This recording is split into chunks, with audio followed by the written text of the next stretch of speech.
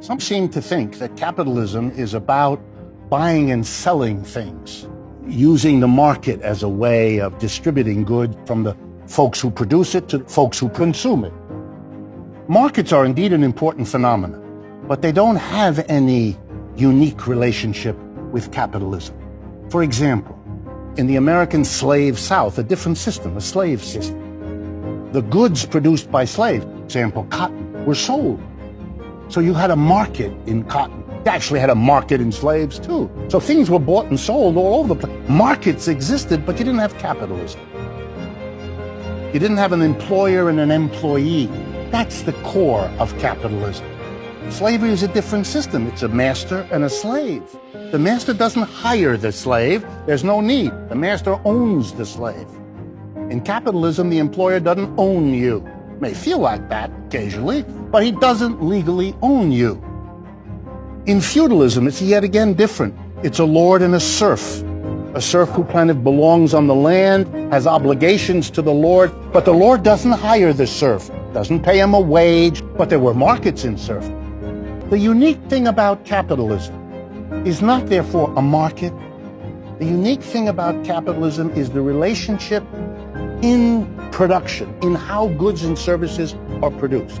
It's a relationship that is not master-slave, that is not lord-serf. It is a very particular arrangement, employer-employee. And in that relationship lies a fundamental conflict, tension, anger, resentment. Why? Because some people are doing all the work and producing more than they get, a more that we nowadays call the surplus, the extra. And if you're a capitalist, an employer, what of course is your interest? To give the worker the least possible while getting the most out of them, because that's the biggest surplus they can get. And the more surplus they have, the more secure they'll be. In capitalism, it turns out we've got exactly the same kind of system as we had in slavery and feudalism. Why? Because the worker has to produce more, a surplus, than he gets. Just as the master got the surplus the slave produced, or the feudal lord got the surplus that the serf produced. It's nobody's fault. It's the way the system is set up.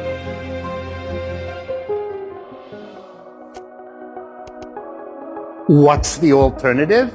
When the people who produce the surplus, the workers, are themselves the people who get the surplus. If all the workers together make a cooperative, then they aren't split between the employers and the employees, because both positions are occupied by every person in the operation. There's no split. How would that work? Take any factory, take any office, take any store, change it as follows. No more board of directors. Don't need it. Here's how we're going to do it. You come to work and you sit around making the decisions. All the decisions that used to be made by the capitalists. Workers become their own board of directors. Or to say the same thing another way, the worker-capitalist division dissolves.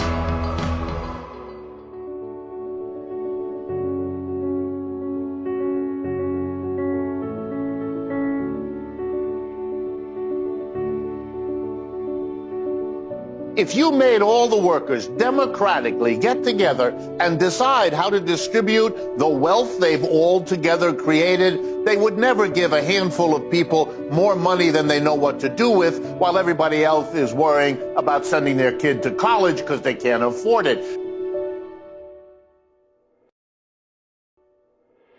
When you're discussing a new technology that might pollute the air or the water, the decision is made by the major shareholders and the board of directors, a tiny group of people who typically live in gated communities in a lovely leafy residence far away from the factory or the office or the store that pollutes. So they can make the investment in the new technology and reap the profits If the workers who live and work and depend on the enterprise made the decisions, they wouldn't do it that often because they're the ones that breathe the air and drink the water. So they'd be much more sensitive to the real cost.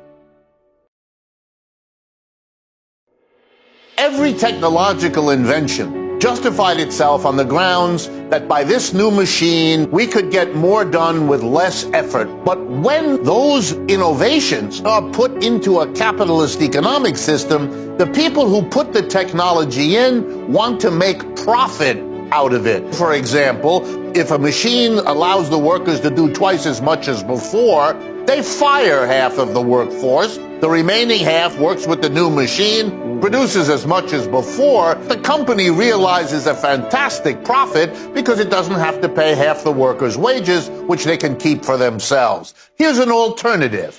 Let every worker do half as much work as he or she did before. Let's run the working day 4 hours instead of 8. The workers will have engaged an enormous amount of leisure to pay attention to their own development, to their families, to their communities. If we use technology that way, we would use it to help the mass of people enjoy a better life rather than a small percentage of the people enjoy a greater profit. The problem was with technology. The problem was with the system that decides how to use that technology. You're going to have to get rid of the capitalist system where it lives, in the stores, the factories, and the offices.